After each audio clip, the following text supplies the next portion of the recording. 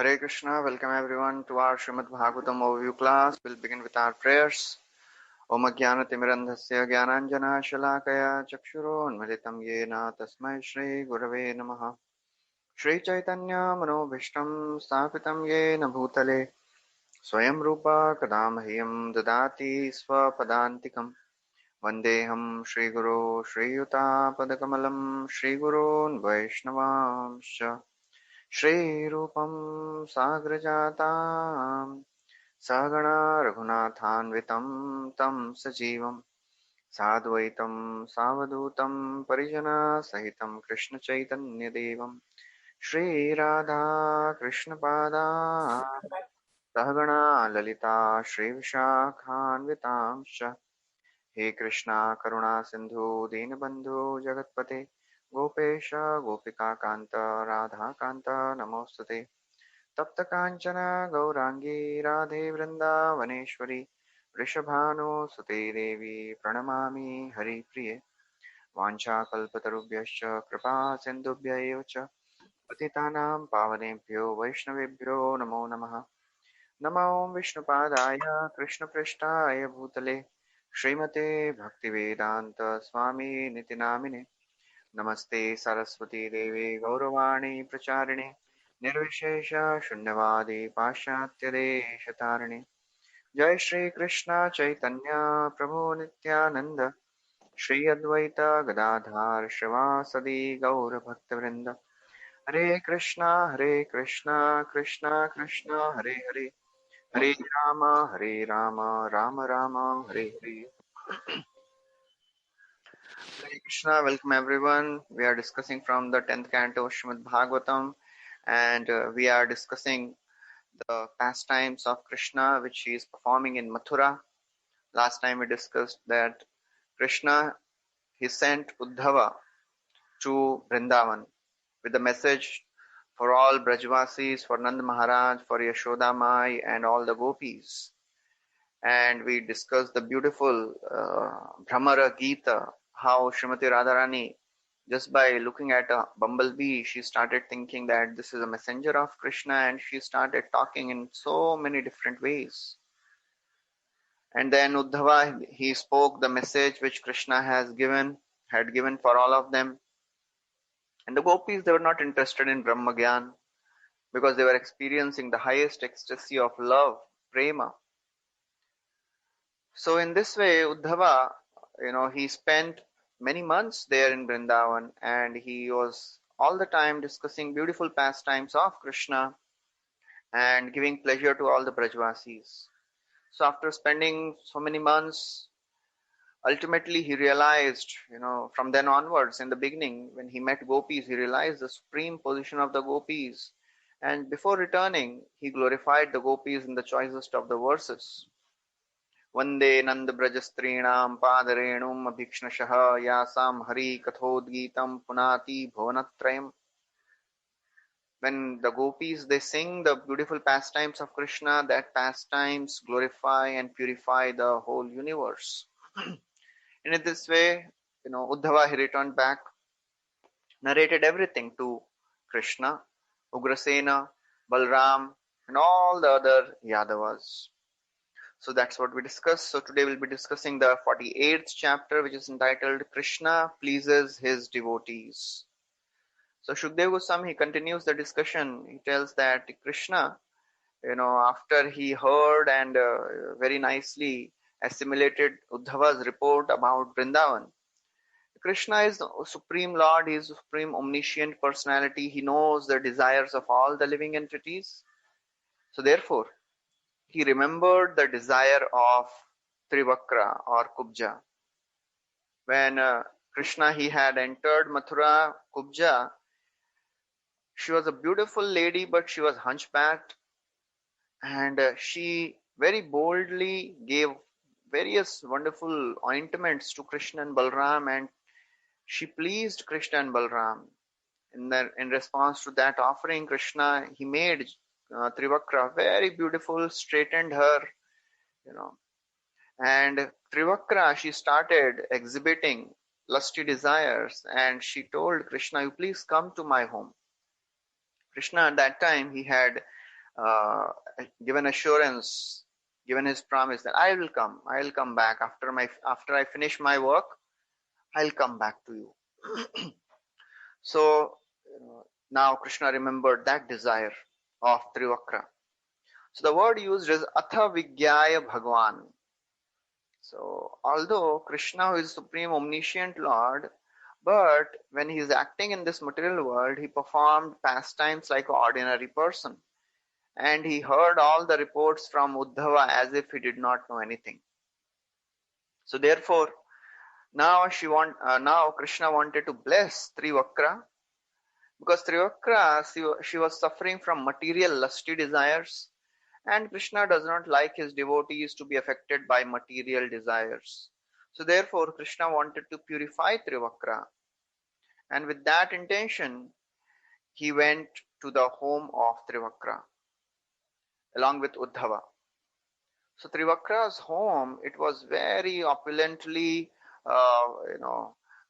decorated with so many of the different things, and so many pictures were there, sensually exciting, triggering the sensual desires. It had all the paraphernalia suitable for enjoyment. And it is described by Sridhar Swami that it was it was very, very obvious that Trivakra's intention was to enjoy the physical association of Krishna. But Krishna is such a supreme Lord, such a wonderful Lord, that he purifies the desires of his devotees. If the devotees are not getting affected by lusty desires just by chanting the names of Krishna, how can Krishna get affected by all this display of lust? We know the Haridas Thakur story when Maya Devi herself came, when the prostitute came. Haridas Thakur was not at all disturbed. Krishne nama Vishtamana sada Haridas Aranye rodit hoila stri bhava prakash. All the feminine beauty of Maya Devi, it was like crying in wilderness for Haridas Thakur, because he was absorbed in Krishna Nam. So anybody who is absorbed in Krishna Nam can go beyond the ordinary mundane sexual desires. How can Krishna get affected by lusty desires? So therefore, this is very important to understand before we hear this story.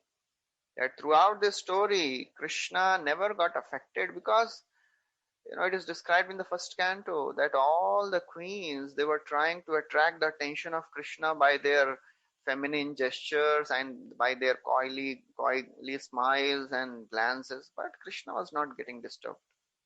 Uddama bhava pishunama level guhasa vridavalokanihato madano piyasam sammuhya chapamajahat pramadottamasta Yasya indriyai vimathitum kuhakaina sheku. So the ladies, the queens of Mathura, Dwarka, they were showing so many, various gestures. But Krishna was not getting affected. So therefore, the only intention of Krishna going to the home of Trivakra was Krishna wanted to deliver Trivakra. Why Krishna wanted that? Because he was pleased by the simple offering. Only credit Trivakra had was she gave ointments. Without any hesitation, without fear of Kamsa, she gave ointments to Krishna and Balram. So when Trivakra she saw that, oh, Krishna is coming with Uddhava, she immediately got up from her bed, came out and welcomed Krishna very nicely, and he gave Krishna a very excellent seat. Uddhava was also given a seat on a same level with Krishna, but Uddhava being a servant of Krishna, he did not accept that. He did not want to sit in the same level as Krishna. So what he did, he just touched that seat with his hand and he sat on the floor. So that was the devotion of Uddhava. And then Trivakra, when she saw that Krishna had come, so she went inside and took bath and decorated herself very beautifully with all the ornaments and the ointments and fragrant oils. And in this way, she came out shyly, and glancing at Krishna. So Krishna, he wanted to give mercy to Trivakra. He pulled her and he showed mercy to her. The only piety she had was she had offered the ointment. That was the only piety she had. You know.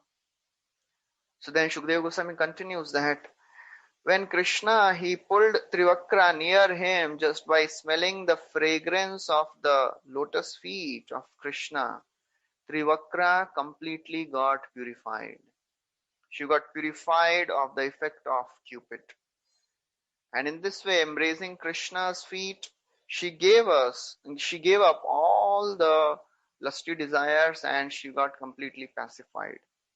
Sridhar Swami describes that at this point, she was a liberated soul.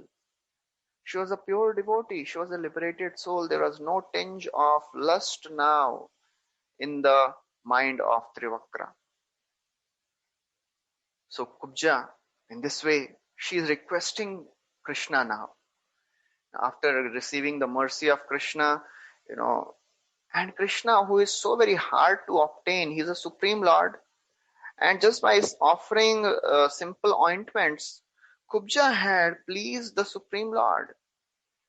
And therefore, Trivakra, she submitted her desire to that personality who is Kaivalya Nath, who is a giver of liberation.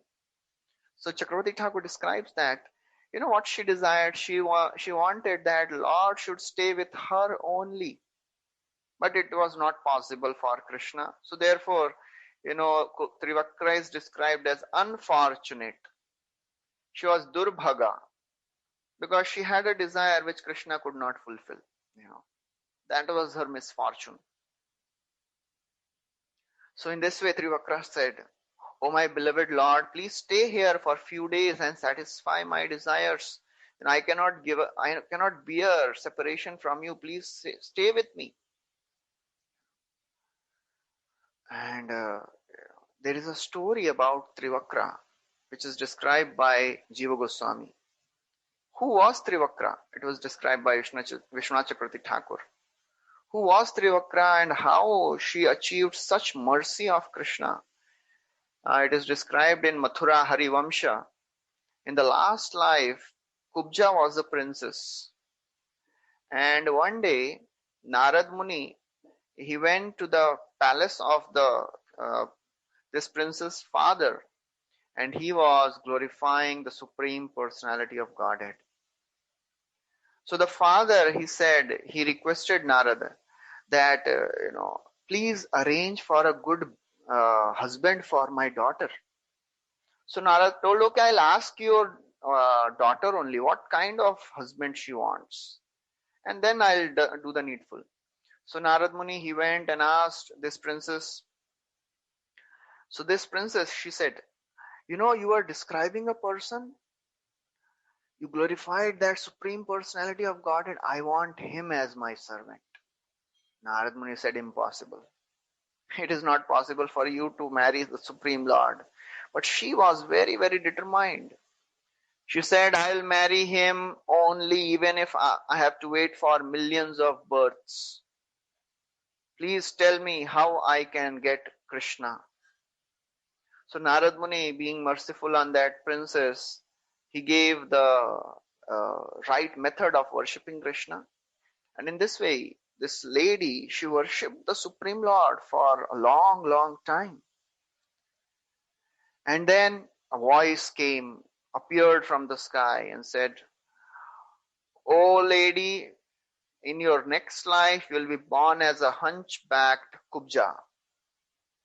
And you'll give me ointments, and by my touch, you'll become beautiful. That time, I'll become your husband." So that is the story. But then Chakravarti Thakur writes that this may be the story from a different day of Brahma. Different kalp ka story ho sakta hai, very standard explanation many times given. So he is not sure whether it is this Kubja's story or this kalpa story or previous kalpa story.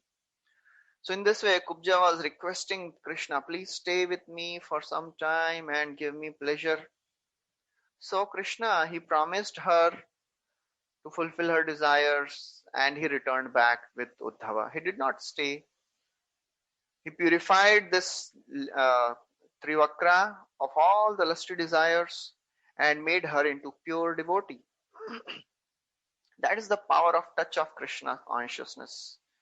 Anybody who comes in touch with Krishna, ultimately it is Krishna's responsibility to purify the devotee.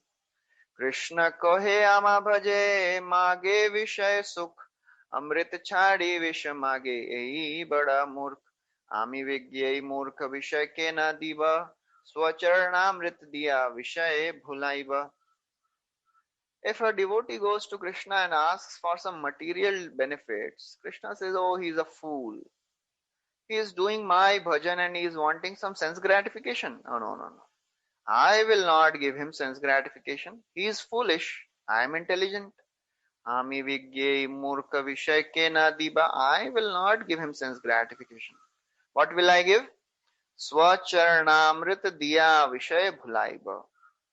I'll give him the nectar of my lotus feet. I'll give him the nectar of Krishna consciousness. Anybody who receives this nectar of Krishna consciousness, bhakti rasa amrita, he gives up all the other desires. As gopis were telling, Arey, many people have become beggars. Just by hearing about the pastimes of Krishna, many have given up their wretched families and they have themselves become wretched and they are wandering like beggars in Vrindavan. That's the power of Krishna Katha. Vasudeve Bhagavati Bhakti Yoga Prayojitaha Janayati Ashu Vairagyam Jnanam Chayat Ahetukam. Vairagya automatically develops in a devotee. So therefore, that is the glory of Trivakra. She became a pure devotee. Duraradhyam samaradhya Vishnum sarveshwareshwaram yo vrinite manograhyam asatvat kumanishyasav. Supreme Lord, who is Sarveshwareshwara, Supreme Lord Vishnu, who is the Lord of all the Lords, he is Duraradhyam. Ordinarily, he is very difficult to approach, but Samaradhyam, one who worships him properly with devotion, Yo Vrinite Manograhyam. Although if somebody is worshipping the Supreme Lord, and you know what he's asking? He's asking for mundane material desires of this world. He is certainly a man of poor intelligence. Asatvat kumanishi asau. He is a kumanishi. He does not have proper intelligence. That's why it is described, Krishna bhaje, Jai Krishna bhaje se bada chatur. That person who worships Krishna, he is a very, very intelligent personality. It is described by the Acharyas and the disciples of Prabhupada in the purport there. This pastime of Trivakra can be understood at two levels. One way to understand this is Trivakra, she was a liberated soul and she was assisting Krishna in his pastimes. That was one reason. But the other way we can learn and see this pastime is we should know when we are approaching Krishna what not to ask. When we are approaching Krishna, we should have pure desires. And if we don't have pure desires, we should pray for pure desires. We may have some material desires in our mind. We may ask Krishna, oh Lord, please give me, the things of the world. But at the end of our prayer, we should also add this line. We should ask, oh Krishna, I don't know what to pray. That's why I'm asking these things. Please give me intelligence so that I can ask for the right things. So therefore, Trivakra, she represents a person who is approaching Krishna with a wrong intention. But still, Krishna is so very merciful. He purified Trivakra's desires. So such examples, when they are given in scriptures, they are for us to learn. Arjuna himself, he was getting bewildered in the beginning of battle in the Kurukshetra. And through Arjuna, Krishna was teaching all of us. Through Trivakra, Krishna is teaching all of us. When we are approaching him, what to ask. So then after satisfying Trivakra, one more devotee had requested Krishna to come to his place, and that was Akrura. When Krishna was about to enter Mathura, Akrura said, please come to my home along with Balram. My home will become purified. That time Krishna he told Akrura that now it is not the right time. I will come in future, you don't worry. So therefore, Shukdev Goswami is combining these two pastimes together because both are related. Krishna is fulfilling the desires of his devotees. First he fulfilled the desire of Kubja, and now he is going to fulfill the desire of Akrura. So therefore he went with Balram and Uddhava. Why he went with Balram and Uddhava? Because that time Balram and Krishna both were there, and Krishna had given his words. We both will come to your place, don't worry. And also Balram had given words to Mother Yashoda, I will always protect Krishna. So therefore he was always there with Krishna. And regarding Uddhava was the constant companion of Krishna, and he was the best of the ministers. And Krishna would depend on the advice of Uddhava. Uddhava in the third canto, he remembers that it is so very astonishing that Krishna, he would ask me for advice. He is all-knowing, he is omniscient Lord, and he is asking me for advice. So that's how Krishna is. So when Krishna, Balram and Uddhava, they all came to Akrura's place. Akrura, he became so very joyful, he immediately got up. In great joy, he embraced and greeted them, and he made them sit properly, and Krishna and Balram also reciprocated accordingly. Akrura, he started worshipping Krishna and Balram according to the principles given in the scriptures. And then first of all, Akrura, he washed the feet of Krishna and Balram, he sprinkled the water on his head, and then he gave all the gifts. He presented so many of the wonderful paraphernalia. He offered garlands, sandalwood paste, and so many other offerings to Krishna. Personally, he started massaging the feet of Krishna and Balram. And in this way, he started offering prayers. He said, it is good that Kamsa has been killed along with his followers, and you have protected the dynasty of Yadus. You are not an ordinary personality, you are the supreme person, and you have appeared in this world to establish the principles of dharma.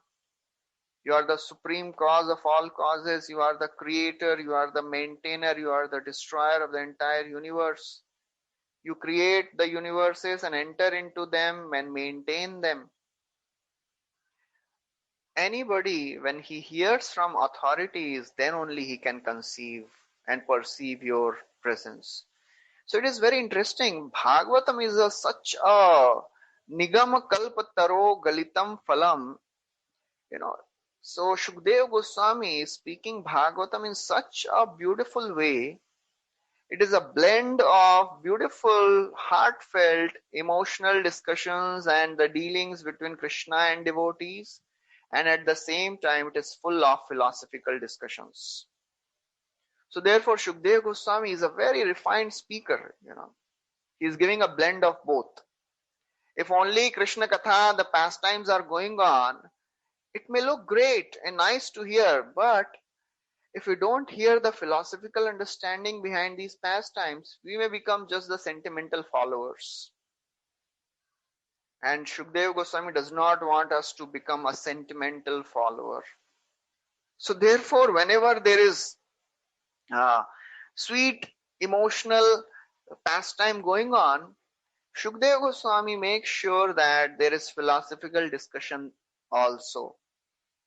Last time we discussed how when Uddhava came, he gave such a wonderful philosophical knowledge.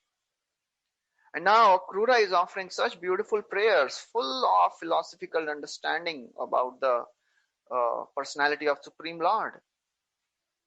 So therefore he is saying, just as Mother Earth. Earth enters all the species, all the living entities, bodies are made of earth. Similarly, you also enter in all the universes and maintain them. You are creating all this universe. You are maintaining them. You are destroying. But you are not getting affected by all that. You are transcendental. You are beyond the modes. You are never bound by ignorance. Dehadyupade anirupitayatvad bhavo na sakshan abhidatmana syat ato na bandhas tavanaiva moksha syatam nikamastvaino vivekah. He says, since it has never been demonstrated that you are covered by the bodily designations, you are beyond bodily designations. Dehadi, upadhi. You are not affected by the designations of the world. Anirupitatvad. You are not affected by any of the bodily designations. Bhavona sakshat. And therefore it must be concluded that you are, neither taking birth like ordinary people in the world, and nor you are affected by any duality of the world. Therefore, because you are not taking birth, you are not affected by the duality. So therefore, you are not bound by the, things of this world. You never have to undergo the bondage and liberation in this world. You know why you appear? You appear only to fulfill the desires of your devotees. And you appear for one more reason. When you appear in a material form, in a form which is covered by a human form, two reasons are there for your appearance. First, you want your devotees to reciprocate with you. When Mother Yashoda, she sees a small child, her small child, she likes to take care of you, she likes to, feed you, and in this way, she likes to reciprocate with you. That is the reason you appear. Because you become dependent on your devotees. Aham bhakta paradhino nahi aswatantra iva dvija sadhuvir gastridaya bhaktair bhakta janapriya. Lord Vishnu is himself telling to Durvasa Muni, I am not independent. Aswatantra, I am not independent. Aham bhakta paradhina. But I am dependent on my devotees. That's why I am doing everything. That's why I appear in this world, so that the devotees can reciprocate. Second reason you appear in this world, and people, they perceive you as an ordinary material mortal man because they are ignorant. They lack discrimination. As Krishna tells, avajananti mam mudha. Foolish people, they do not understand me when I appear in the human form. But you are the establisher of the path which is described in the Vedas. Because you are the compiler of the Vedas, you know the Vedas, and that's why you have established the path for the benefit of common people. Vedesha sarvair ahameva vedyo. And therefore, you are never obstructed by any of the material things of this material world. You are the same personality who appear in many ages. You appear in so many different forms just to annihilate the kings, sinful kings who are the burden on the earth. Today, my home has become fortunate because you have come along with Balram. You are the embodiment of all the ancestors, forefathers, creatures, human beings, sages. You are embodiment of all those personalities. And water that has washed your feet, it purifies the entire universe. Therefore, I have become so very fortunate. Kah panditastvadatvaram sharanam samiyat bhakta priyadritagira surida kritagyat sarvan dadati surido bhajato bhikaman atmanam upachaya pachayo nayasya. You are so very merciful. What learned person would approach anybody else? अरे कौन जाएगा किसी और के पास? Who will go to any other personality leaving you, O my Lord? Any intelligent person will not do it, because you are Bhakta Priya. You are affectionate to your devotees. You are Kritagya. You are always grateful. Whatever little your devotee is doing, you never forget that. You are Ritagira. You are true to your words. You gave words to me and you have come to my home. You are Kritagya. You are so very grateful. As Sudama is telling, Kinchit karoti uru api yat swadattam surit kritam falgu api bhurikari mayopanitam prithukaika mushtim pratyagrahita pritiyuto mahatma. Supreme Lord is such a great personality. Even if he does everything for his devotee, you know what is he thinking? Kinchit karoti, अरे थोड़ा सा ही किया मैंने. Uruapi, अरे even if he gives everything, he thinks I have given very little. Surit kritam phalgu api bhuri kari. And if the devotee gives little bit, he thinks, wow, my devotee has given so much. What is the example? अरे I brought just few palmfuls of chipped rice. Mayopanitam pritukaika mushtim. Ek mushti. I brought only one handful of chipped rice. And he accepted it in such a grateful way. So therefore, Akrura is thinking, who is that personality who will not come to you, O my Lord? Those who worship you with sincere heart, you reward everything they desire. Abhikaman, whatever the devotees desire, you give them. In fact, you give yourself to your devotees. What else is remaining? You are such a great, wonderful Lord. You give everything. So therefore, it is very important. Jiva Goswami writes that one should surrender to you. Akrura is telling, one should surrender to you only because you are famous for your affection. You gave affection and mercy to Putana, who came to kill you. Putana lokabala agni rakshasi rudhirasana jigham sayapi haraye stanam datva pasadgatim. She got the highest destination. Aho bakiyam stanakalakutam jigham sayapya yadapya sadhavi lebhe gatim dhatri uchitam tatonyam kamva dayalum sharanam brajema. That Baki, the sister of Bakasur, she came with poison smeared on her breasts to kill you, and you gave her the position of Dhatri in the spiritual world. Kamava Dayalu, who can be more merciful to be taken shelter of? So Akrura is telling everybody should surrender to you only, O my Lord. Because even though you may be absorbed in your dealings with the great devotees, highest devotees, you don't forget insignificant new devotees. Just by your desires, everything is accomplished. So therefore, he is so very grateful.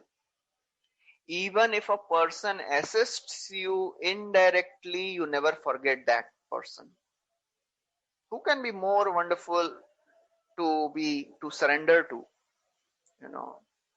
So that is the Supreme Lord. He is so very merciful. He is so very grateful. He never forgets whatever anybody does for him. And if somebody worships him, then he gives everything to that personality. He becomes dependent on that person. He becomes dependent on his devotees. Aham bhakta paradhina. He becomes controlled by devotees. Just like the gopis. They would just show some sweet and they would tell, oh Krishna, if you dance, I will give you this. Krishna becomes dependent on the devotees. So that's how Akrura is glorifying, saying, it is our great fortune, O my Lord Janardhan, that now you have come, you have appeared in our house. Even the great masters of yoga, they are not able to achieve such fortune. Even devatas are not having such fortune. And now you have appeared. So please cut off all the ropes of illusory attachment to my family, children, wealth, wife, friends. Please cut off all the attachments. And then, in response to all the beautiful prayers which are offered by Akrura, Krishna, he started glorifying Akrura. Whenever Krishna speaks, his words are so very charming, so very attractive, so very soothing. And with his words, he started glorifying Akrura. He said, "Oh Akrura, you are our spiritual master. You are our uncle. You are our friend. And we are like your sons. We are dependent on you for your protection, for our sustenance. You are showing so much compassion. Bhavadvidha mahabhaga nishevya artha sattamaha shreyaskamaya nibhi satyam deva swartha nasadhavah."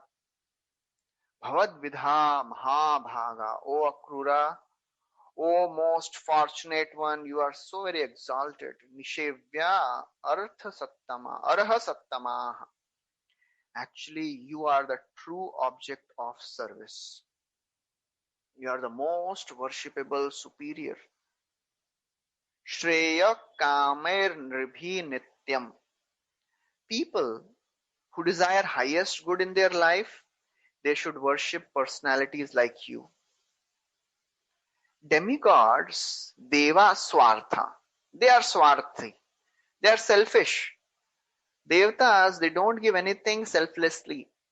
But saintly personalities like you are selfless. So therefore, Krishna is emphasizing how serving devotees is the greatest advancement for a personality. And then he says, Jiva Goswami writes that Devatas, they give meager results. And they have some personal motive in that. They want something in return. If you worship them, then only they'll give. Otherwise, they will not give. But devotees, they are having no personal desires. Titikshava, Karunika, Surida, Sarvadehinam, Ajata Shatrava Shanta, Sadhava Sadhu Bhushana.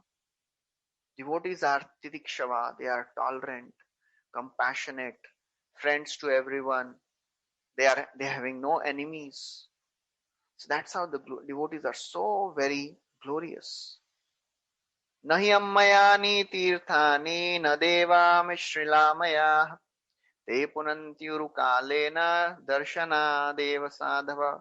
This verse comes many times in Bhagavatam with some alterations.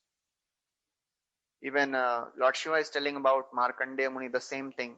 Nahi ammayani tirthani na deva chetano jita te punantyuru kalena yuyam darshana matrataha. Krishna is telling, the holy places, the holy rivers, they purify. The deity worship also purifies, but they purify after a long time. You purify just by darshan. Just by darshan, a devotee purifies. Darshane pavitra karo ai tomar gun. So after glorifying Akrura, Krishna is telling, "Oh Akrura, please go to Hastinapur." Krishna is always thinking about his devotees. He's telling, please go to Hastinapur, and please find out about the well-being of Pandavas.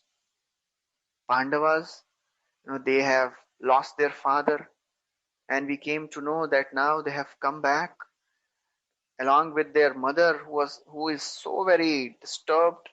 And now they are living in the city under the shelter of Dhritarashtra. But that weak-minded Dhritarashtra is always thinking of he's always influenced by his wicked sons. And therefore, the blind king is not treating the sons of his brother properly. Please go and see whether Dhritarashtra is taking care of Pandavas properly or not. Otherwise, we will make some arrangement for helping them. So after getting all these instructions from Krishna, immediately Akrura he started for Hastinapur. And Krishna, Uddhava and Balram, they returned back to their palace. So the 49th chapter, which is entitled Akrura's Mission in Hastinapur. So Shukdev Goswami continues. Akrura, when he went to Hastinapur, he saw all the very, very distinguished and powerful Kuru elders. He met all of them. He met Dhritarashtra, Bhishma, Vidura, Kunti. He met with Duryodhan, Ashwathama, and all the other Kauravas, Kripacharya, Karna. He met Pandavas also. And all these Kuru members, they welcomed Akrura very nicely, and they asked about Akrura's welfare, and Akrura also asked about all of their welfare. So Akrura had come with a purpose. He wanted to know the intentions of Dhritarashtra. And it is not possible to know the intentions in a day or two. Akrura, he remained several months in Hastinapur, trying to scrutinize the conduct of the king, trying to see how king is behaving with Pandavas, how he is manipulating various things. So as now Akrura had come, so Kunti and Vidura, they met Akrura confidentially and they revealed everything. They told about all the evil intentions of Dhritarashtra, and they told how Dhritarashtra could not tolerate the great quality of her sons, Kunti's sons. All the Pandavas, they were so very virtuous. They were having all the qualities. They were so very powerful. They had such powerful, the wonderful military strength. At the same time, they had wonderful character.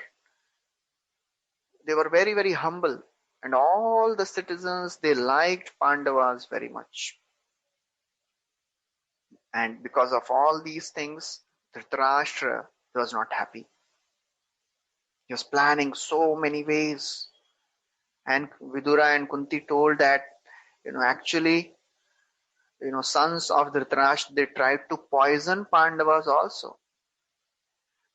So then Kunti Maharani, when she saw that now Akrura has come, Akrura was her brother. So taking advantage of this visit, Kunti Maharani and Vidura, they met him. And Kunti Maharani, she remembered her birthplace. And she started speaking and offering prayers to the Supreme Lord with a very, very sorrowful heart. She said, "O gentle Akrura, do my parents, my brothers, my sisters, do they remember us? And does Krishna remember us? Does Balram remember us? We are living here like a doe which is surrounded by wolves. We are in such predicament. Will Krishna come to give solace to all of us?" In this way, Kunti is offering her heartfelt, prayers to Krishna. She started praying. She said, "Now I am suffering helplessly. Will Krishna come? Krishna Krishna Mahayogin Vishwatman Vishwabhavana Prapannam Pahi Govinda Shishubheschavasidatim." O Krishna, Krishna, you are the supreme yogi. Vishwatman, you are the soul of entire universe. You are Vishwabhavan, you are the protector of the universe. We have surrendered to you, O Govinda. Prapannam Pahi, please protect us. Please protect me along with my sons. We are overwhelmed by the troubles. We hear in the first canto, Kunti Maharani is praying, Vipada Santuta Shashvat Tatra Tatra Jagat Kuro Bhavato Darshanam Yatsyada Punar Bhava Darshanam. There Kunti Maharani is telling, let all the calamities come again and again, because when calamities will come, you will come to save us and we will get your darshan. So therefore, these are the various sentiments of devotees which keep coming, like the various waves. Now she's telling, I am overwhelmed by troubles. Please come and save us. She says, O Krishna, without your lotus feet, there is no shelter for all of us. Nanyat tvattava padam bojat pashyami sharanam nrinam bibhyatam mrityu samsarad ishwarasya pavargikat. She's telling, O Krishna, your lotus feet are my only shelter. They can only take us out of this cycle of birth and death. Please save us. Please show mercy to us. Namah Krishnaya Shuddhaya Brahmane Paramatmane Yogeshwaraya Yogaya Tamaham Sharanam Gata. O Krishna, for my obeisance is unto you, the most pure one, Brahmane, you are the supreme Brahman, you are Paramatma, you are Yogeshwara. You are the protector of your devotees. Please protect me. I have come to your shelter. So in this way, Shukadeva Goswami continued that after meditating on Krishna, Kunti Maharani, she became so much overwhelmed. And Shukadeva Goswami uses a very particular word. He tells, after meditating on Krishna and her family members, your great grandmother Kunti Devi began to cry in grief. Why is he using this word, your great grandmother? Prapitamahi, uses the word Prapitamahi. Shukadeva Goswami wants to tell, Hare Parikshit, you are so very fortunate. You had such a great lady as your great grandmother. She was so very great. She had such affection for Krishna, and you are so very fortunate. So in this way, Shukadeva Goswami is glorifying, just to increase the happiness of Parikshit, so that Parikshit may remember his connection with Kunti Maharani. Bhavatam, he uses the word Bhavatam as a respect, Shukadeva Goswami is respecting Parikshit. Are Bhavatam Prapitamahi, aapki pardadi hai, such respect he is giving. So in this way, Akrura and Vidura, when they heard such heartfelt prayers, they also tried to console Kunti. And they told, Oh Kunti, you don't worry about your sons. Your sons are not ordinary mortals. They have taken birth from devatas. They are extraordinary. Nobody can affect them. Nobody can harm them. And then in this way, after consoling Kunti, Akrura, he was trying to find out how Dhritarashtra is dealing with Pandavas. In this way, he spent many months there. And before leaving Hastinapur, out of his affection for Dhritarashtra, because the Dhritarashtra, he had affection for his sons, and that's why he was not behaving properly with Pandavas. So Akrura, just to give him good advice, he wanted to give some good instructions to Dhritarashtra. He approached the king and he gave the message which Krishna and Balram gave for him. He said, "O my dear son of Vichitravirya, now your elder brother has passed away and now you are sitting on the throne and you are doing your royal duties." Actually, by this statement, Akrura is sarcastically telling, you are not supposed to sit on the throne. This throne belongs to the sons of Pandu, and you have occupied this throne in a wrong way. And then he says, but anyways, now because you have occupied this throne Act religiously. Follow the principles of dharma. Don't be partial to the sons of your brother. Treat everybody equally. In this way, ultimately, you will attain success. So Akrura is telling Dhritarashtra that, okay, now you have already usurped the throne, but at least now you behave properly. Now you follow the dharmic principles. And then he says, but if you do not act properly, if you act in an opposite way, you will never be happy. You will not be happy in this life nor in the next life. So therefore, please remain equipoised. Don't do any partiality. Please take care of the sons of your brothers also properly. The whole problem of Dhritarashtra was he was having excessive attachment for his sons. He was a typical case of a Hridaya Daurbalyam. He knew that my sons are wicked, sinful, evil people. Still, he had such affection for his sons, he could not do anything against Duryodhana.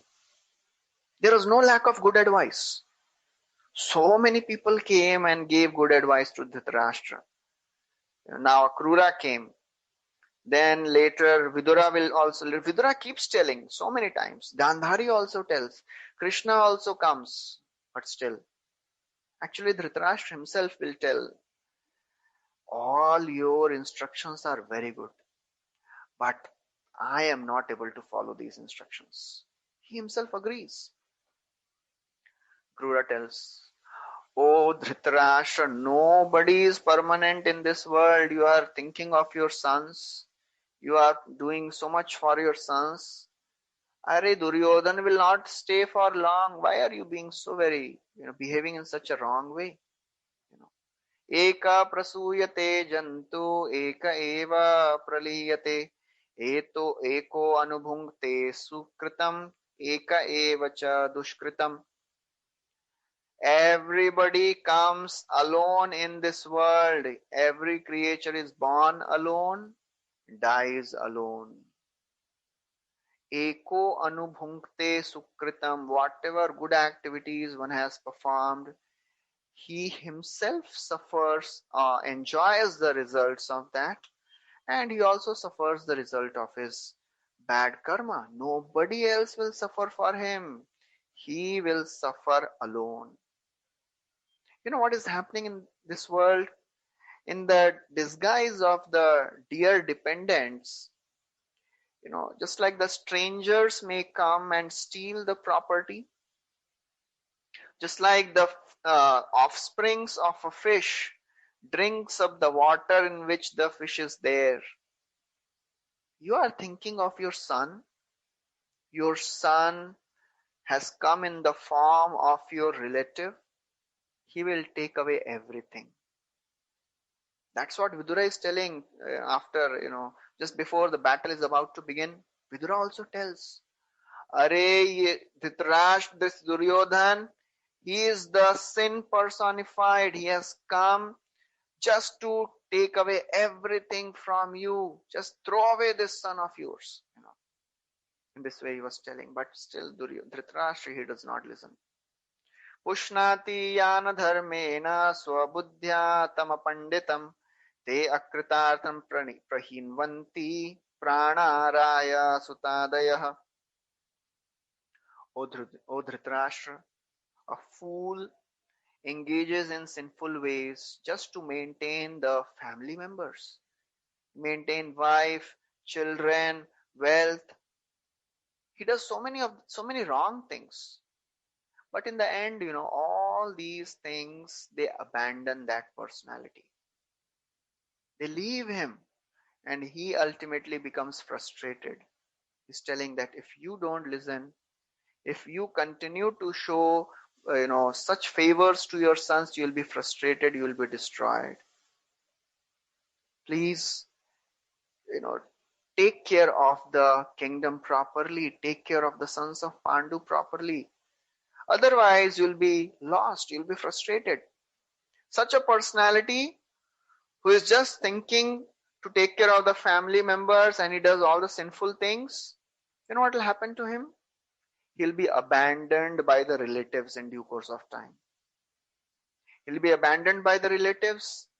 He will be destroyed in the ultimate goal. He'll be frustrated. He'll go to hell. So that is this is the ironical story of all the materialist people. Materialistic people, they spend their whole life working and earning money, even by wrong means. But they don't understand that ultimately they'll have to go to hell and suffer for their sinful activities. But although Dhritarashtra heard such wonderful instructions from Vidura, still he did not change. He said, "O Master of Charity, I am never satiated hearing your wonderful words." He's glorifying. "Oh, such wonderful instruction you have given me. In fact, I have obtained the nectar of gods. But you know what is my problem?